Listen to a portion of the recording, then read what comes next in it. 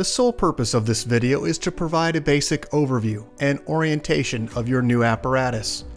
This video is not intended to act as or replace individualized driver-operator training.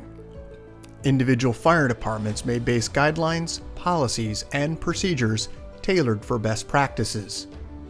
Pierce Manufacturing and Hughes Fire Equipment representatives are not liable for injuries caused from acts resulting from actions inconsistent with the information provided within this video and/or accompanying manuals.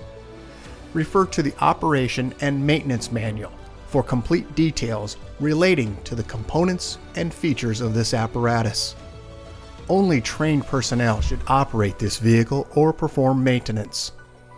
You are responsible for learning how to operate this fire apparatus under all conditions without having to refer to the manual while operating at an emergency incident. This video will discuss types of warnings and caution labels. It is your responsibility to locate and identify each of the labels and understand the importance and associated hazards. Warning labels will point out procedure that must be taken or action that must be avoided to guard against the possibility of serious injury or death. Caution labels will advise you that there is a risk of damage to property if certain precautions are not followed.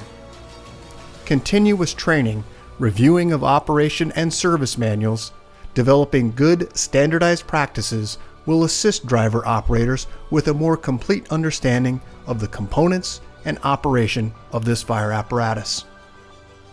As the driver operator of this vehicle, you are responsible for understanding the function of each component of the apparatus, maintaining control of the fire apparatus at all times while in operation. Make operational and functional changes while operating at an emergency without having to read operator's instructions or safety warning labels. Operate manual override and emergency shutdown procedures immediately if a component fails to operate properly.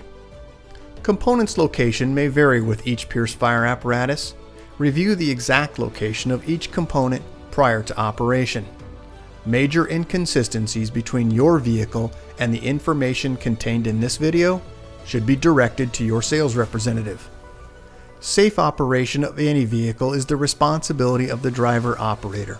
You must learn the location and function of all controls, switches, gauges, valves, inlets, and discharges. Due to a higher center of gravity, heavy trucks have a significantly higher rollover tendency than other types of vehicles. To reduce the risk of rollover, avoid making sharp turns, excessive speed, and avoid abrupt maneuvers. In the event of a rollover crash, an unbelted person is significantly more likely to become injured or die than a person wearing a seatbelt. In the event of a crash, unbuckled occupants can also become a hazard to other occupants, as they may be thrown around inside the cab. Seatbelts are required while in operation. Please refer to your warranty certificates for details and information enclosed in your manuals. Customer-installed equipment must be mounted to withstand road travel and comply with NFPA 1901. Modifications such as drilling holes or welding to structural frame components of the chassis are not permitted. Contact Pierce for instruction and review of non-structural sheet metal or other dissimilar metals for modification. Follow the radio installation guide for further assistance on installing or mounting electronics.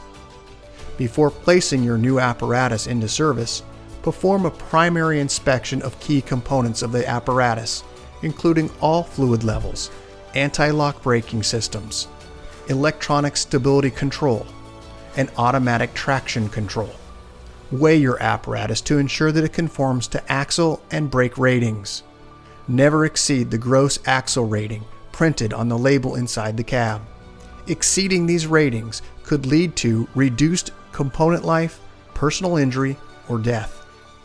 Review the use of auxiliary braking systems, compression brake, exhaust brake, electronic retarder, and hydraulic retarder.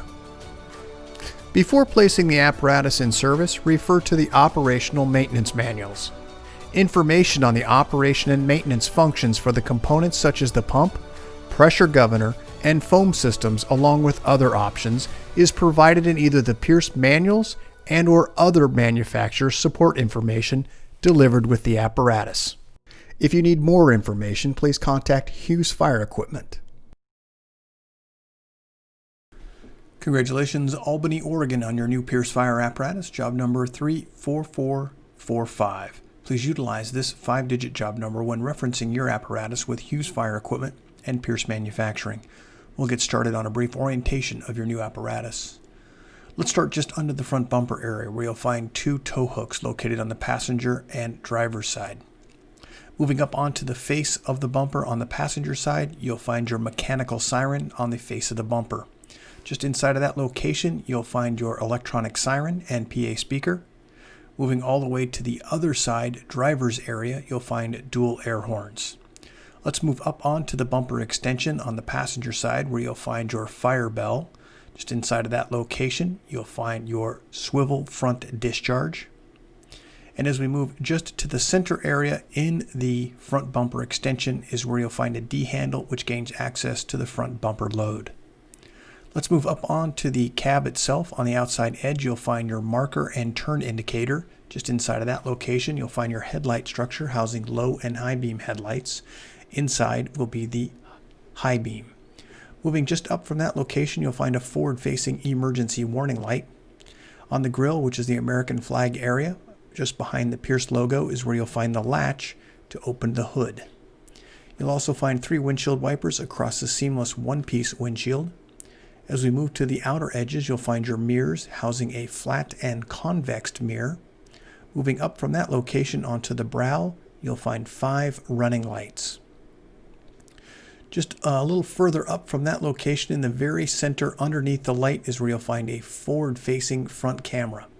You'll also find just above that a forward-facing floodlight.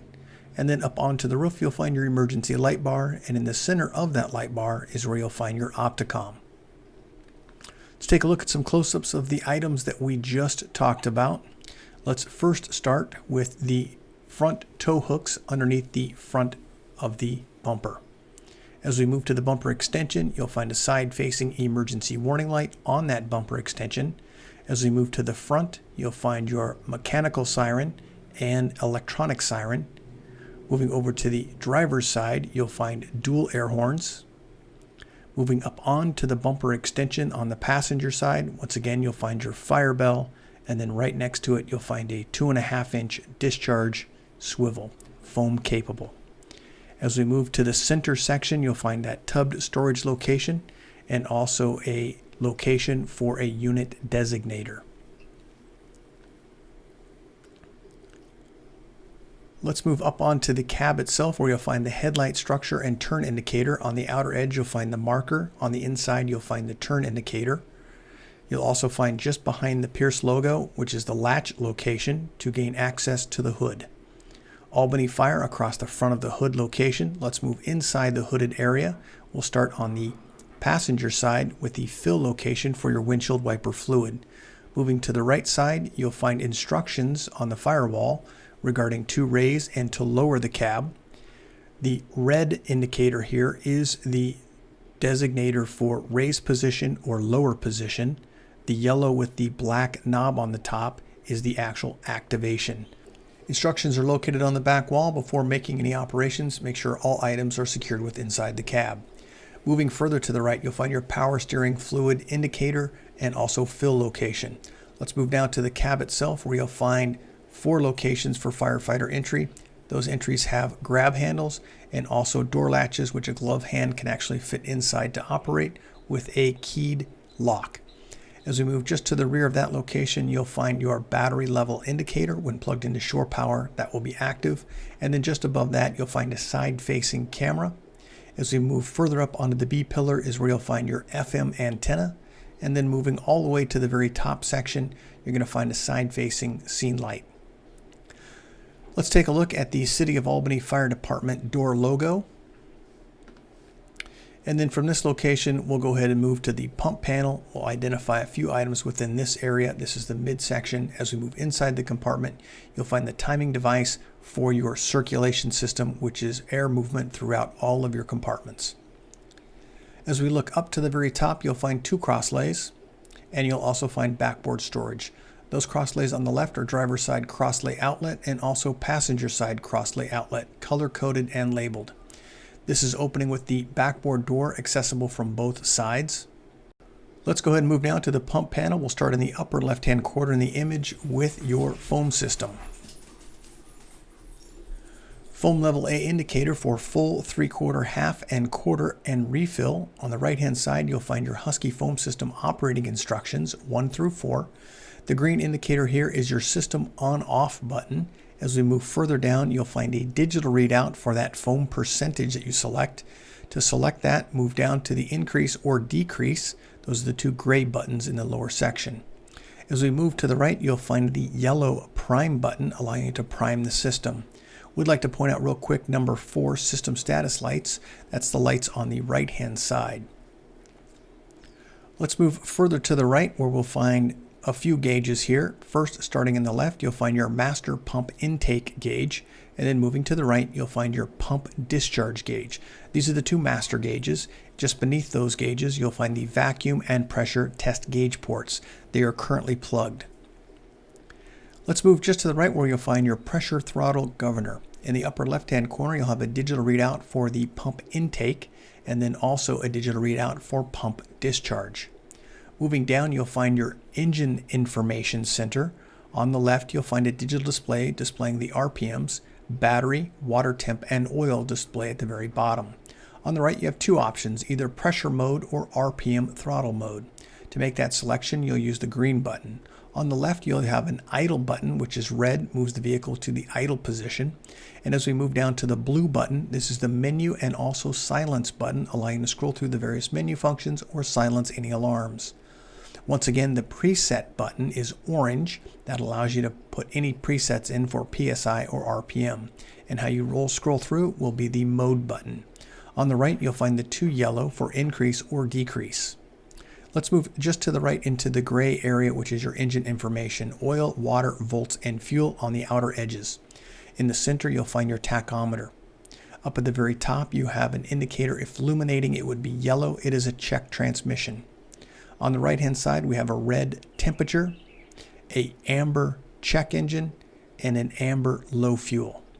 On the left-hand side of this image, you'll find a red oil pressure, red stop engine, and a red battery. Moving further to the right, you'll find your panel lights, an OK to pump indicator, driver side scene lights, passenger side scene lights, and a real rewind. Let's take a look at some of the discharges. First, we have driver side crosslay and passenger side crosslay, and also a real discharge. You can see they're also foam capable and they are labeled. In this wheel valve, you'll find a 12-to-1 ratio for open and close. Discharges are color-coded and also labeled. As we move to the right, you'll find engine cooler and recirculating line. These are both twist, not pull. As we move down from that location, you'll find the blue module, which is your water level indicator for full, 3/4, half, quarter, and refill in red. And at the very bottom, you'll find your tank refill. Let's move all the way over to the left-hand side where you'll find a few more discharges, front discharge, drivers 1 and passenger 2. As we move further to the right, you'll find driver side number 3 and passenger side number 4. Those are the 2.5-inch discharges. You also have an intake relief valve. There are instructions on the placard itself. As we move down, you'll find your Husky 3 foam specifications and also instructions on the left-hand side placard. This is an example of number 1 driver side discharge. You can see it's blue in color and labeled. This is the number 3 driver side, green in color, and it is also labeled. As we move further to the right, you'll find a pressure warning hazard. Caps may be under pressure. Be cautious when opening. As we move further down, you'll find your minimum operation maintenance schedule, which we'll talk about in just a few moments. In the center, behind the Pierce logo, American flag eagle, this is your large diameter pump intake. Moving all the way over to the right, we do have a warning label here that you make sure that you have proper training before operating this piece of equipment. Also moving to the right, you have an electric prime push button with also information here regarding operating the primer for more than 1 minute may cause damage to the motor. Let's move down to that minimum operation maintenance schedule for 150, 200, and 250 psi. On the left are the associated GPMs for those test pressures, and on the right are the associated RPMs for those test pressure, with a governed speed of 2,400. This also houses the 5-digit job number in the upper left-hand corner. Just a quick reminder here for that pressure hazard, always open or drain bleeders. Caps once again may be under pressure. As we move further down, you'll find a warning here regarding foam failure and do not mix different brands or consistencies of foam. This is your draft foam tank 2-position valve, and at the very bottom is the pickup location. Moving just to the left, you'll find your main pump drain. Let's move back to the warning here regarding fall hazard. Always face the vehicle and use steps and handholds when climbing. As we move into the pan door, you'll find the yellow handle should coincide with the instructions on the left-hand side regarding foam operations.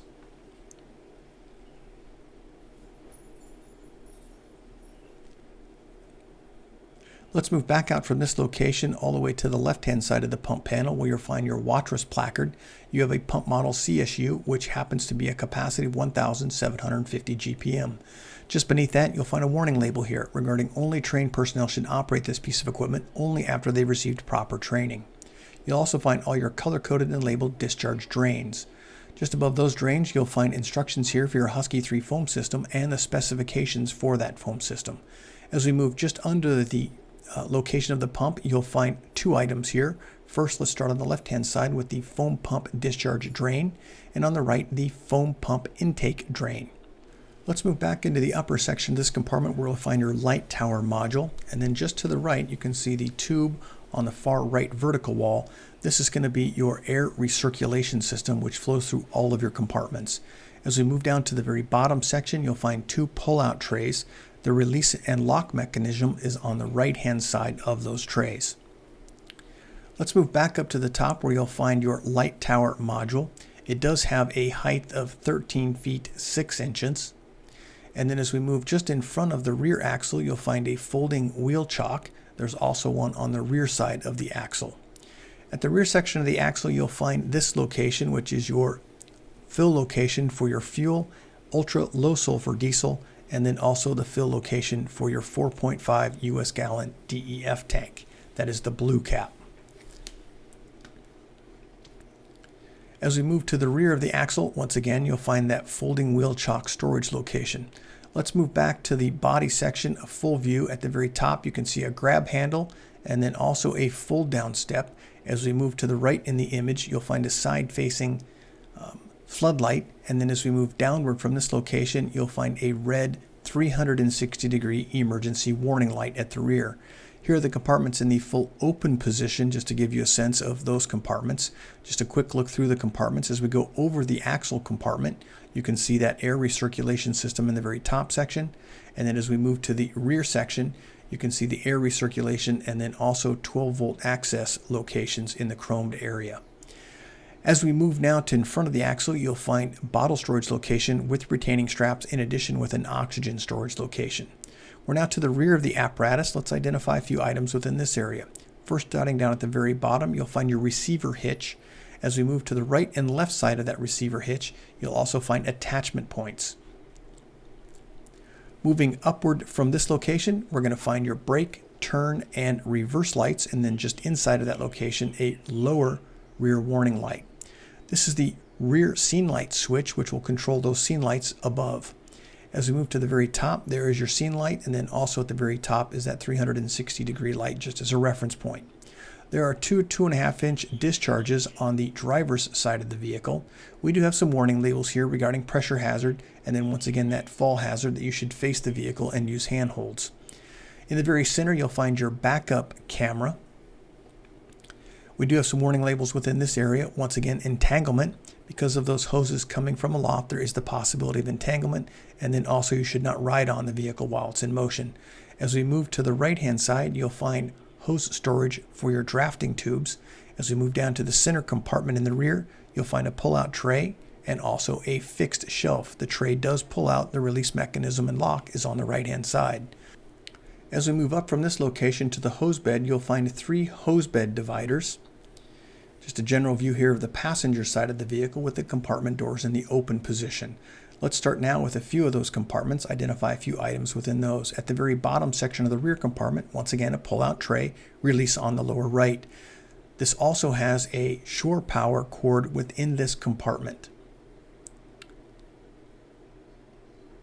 When plugged into shore power, this tether will be active. Let's move to the center compartment now. First, we'll start at the very bottom section where you'll find an adjustable shelf, and then once again at the very top, you'll find your recirculating system. Just in front of and rear of the axle, you'll find SCBA bottle storage with a retaining strap. As we move to the forward location, you'll find 3 SCBA bottle storage locations with retaining straps. You'll also find this sticker regarding a warning: extremely hot diesel exhaust temperatures, and be cautious where you park your vehicle. Moving to the next forward compartment, you'll find an adjustable tray. Let's move to the passenger side pump panel where you'll find a 2.5-inch discharge in the upper left-hand corner. You'll also find access behind the panel. That's the location here in the pan door. We'll talk a little bit about the contents within this area. And then as we move to the right, you'll find your powered equipment rack. Moving further down from this location, you'll find the Pierce logo American Flag Eagle. This is your large diameter pump intake for the passenger side. Moving forward to that location, you'll find your large diameter passenger side discharge. And then moving forward to this location, you'll find a 2.5-inch discharge. In the upper right-hand corner, we have some warning labels. We'll go over those in a moment, but you'll also find the real rewind switch. At the very bottom, you'll find all your color-coded and labeled discharge drains. Let's move back up to the upper right-hand corner where we had the pan door. You'll find the powered equipment rack. We do have instructions on this placard regarding to raise and then also to lower instructions. There's a green indicator when the master switch is on, and you can see a simple lift up or down. As we move to the next pan door, you'll find your equipment rack hydraulic reservoir in the upper portion of this location. Let's move now from this location back out on the panel where you'll find your push button for your real rewind on the right, and then also some warning labels here regarding fall and pressure hazard. As we move to the front cab, you'll find at the very rear wall an additional storage location. It is a D handle to gain access. Let's move to the cab door from this location. Just under the word engine is where you'll find the placard where you'll fix all of your department unit identifier numbers. As we open the door, we'll find the step location to gain entry. On the actual door panel is where you'll find all of your safety and warning information. You'll also find the grab handle and also a window up or down switch. To the inside hinged side of the door is where you'll find a grab handle, which is red for getting access inside and out of the cab. On the passenger side seat behind the officer's location, you'll find 12-volt access in addition with your radio storage location. As we move to the rear wall of the apparatus, you'll find roll-up compartment doors, adjustable shelving, and then at the very bottom section, when plugged into shore power, you'll have active outlets. As we move to the rear section of the engine, you'll find this lift and turn handle. This gains access for your oil and transmission daily checks. As we move to the exterior, you'll find a side-facing camera. And once again, as we move to that door itself, you'll find the door panel houses all of your safety warning information. As we move inside to the officer's area, let's identify a few items within this area. First, your vehicle is equipped with the Supplemental Restraint System, SRS. You'll also find the bell pull rope and glove box located on the front portion. Because your vehicle is equipped with a supplemental restraint system, we do have this warning label here: do not mount any equipment within this area. As we move overhead, you'll find in the very center this light indicating that you have a compartment or door open and do not move your apparatus. As we move inside to the left in the officer's location, you'll find a set of panels, first siren brake and mechanical siren. As we move just inside of this location, you'll find USB plugs, barrel style, and then you'll also find your vehicle data recorder port. Let's go ahead and move overhead in the officer's location, where you'll find a few switch panels, driver's side scene and passenger side scene. You'll also find additional spare wiring. That's the candy cane label in the very top section. On the left, you'll find your siren and PA speaker. In the very center location, you'll find seatbelt information, red indicating someone's in the seat and not belted, green they're in the seat and belted. To the right-hand side, you'll find your stereo system. It's an AM/FM weather band CD radio. Let's move around now to the driver's side. As we move inside the cab, once again, you'll find all of your information here regarding warning. Also, you'll find your window controls and also door lock and lock mechanism. As we move to the step area in the lower right-hand corner, you'll find your shoreline inlet. It's a 20 amp plug and also an air inlet. As we move to a right ankle of the operator, you'll find this placard, manufactured from Pierce for City of Albany. It has the date of manufacture, 5-digit job number, gross vehicle weight rating, cold tire inflation, the VIN number. It also has all of the unit's fluid capacities for components and also fluid types. Let's move now to the floorboard of the apparatus, where you'll find on the left-hand side the mechanical siren foot pedal. As we move to the right, you'll find your brake treadle on the left, and on the right, you'll find your accelerator. About the left knee of the operator is where you'll find your tech module location. You'll also find an additional module for your engine, transmission, ABS diagnostic port, and then beneath that, you'll find ABS diagnostics, engine diagnostic switch, DPF regen, and also regen inhibit switches. Let's move from this location back to the door panel area on the left A pillar post. You'll find just above those things I just talked about your master battery switch. As we move overhead of the operator, you'll find this yellow placard indicating the height 10 feet 10 inches, the length of your vehicle 34 feet 1.25 inches, and a gross vehicle weight rating 49,500 pounds. If you make any adjustments that affects these indicators, please change this placard. Let's move now to the dash panel area. First, starting on the left-hand side, you'll find your transmission, oil, DEF level, and water temp. On the right, you'll find volts, fuel, front air, and rear air. You have a tachometer and a speedometer in the center. Diagnostic information displays above and below the speedometer. Moving to the left of the panel, you'll find your hazard light, 4-way flashers. That's going to be the red switch. You also have a start and ignition switch just beneath that. As we move just inside of that location, you will find a few switches. Let's first take a look at the switch labeled EM. The EM switch indicates it's an emergency master. This will activate or deactivate all of your emergency warning lights. Just inside of that location, headlights and parking lights. Further to the right, you'll find a switch labeled panel. This allows you to increase or decrease the panel lights within the preview of the driver. Let's move to the opposite side of the steering column, where you'll find your OK to engage your high idle indicator and also switch. Moving overhead, you'll find your camera system. Further to the right, we'll find a set of switches here. This is going to be emergency master, your roof light, front warning, and side warning. On the next section down, you'll find lower rear warning, upper rear warning, and high beam flash, and a future switch if necessary. The outer edge of that bezel will illuminate if your light has been depressed. We have an example now with the Loadmaster and perimeter lights in the active position. Moving to the left, you have electronic siren, a siren brake, perimeter lights, and load manager, once again, are illuminated, and front flood, driver side scene, passenger side scene, and rear scene lights. Let's move to the right. Down at the lower portion, where you'll find your pull to apply your system parking brake. It's the yellow diamond on the left-hand side, push to release. You'll also find your to vents zone. This is your camera system display monitor. Moving just to the right, you'll find your Allison transmission pad. We do have an indication here to pump in drive.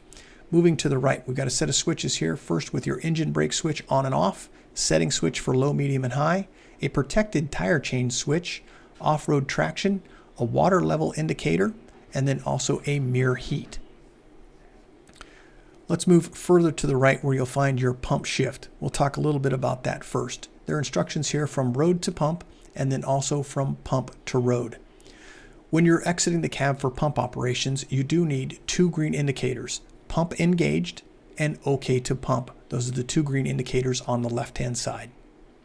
Let's move back to the center console area, where you'll find your mirror controls for the left and right. As we move from this location, let's move overhead. Starting first over the driver's head, this is your control module for your siren and also PA speaker system. Just to the right of that location, as we previously discussed, this is your seatbelt information center. And then further to the right, this is your unit stereo system.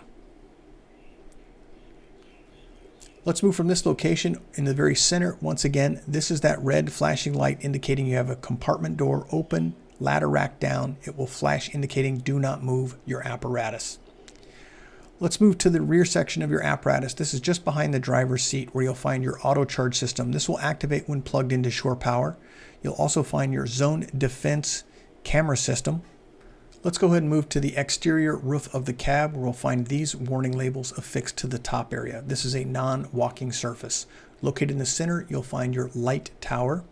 As we now take a look into the dunnage area, we'll find a few items here and we'll identify those. Let's first start on the right-hand side of the image with your Husky 3 foam system reservoir. There's a fill location at the very bottom and also instructions on the type of hydraulic oil.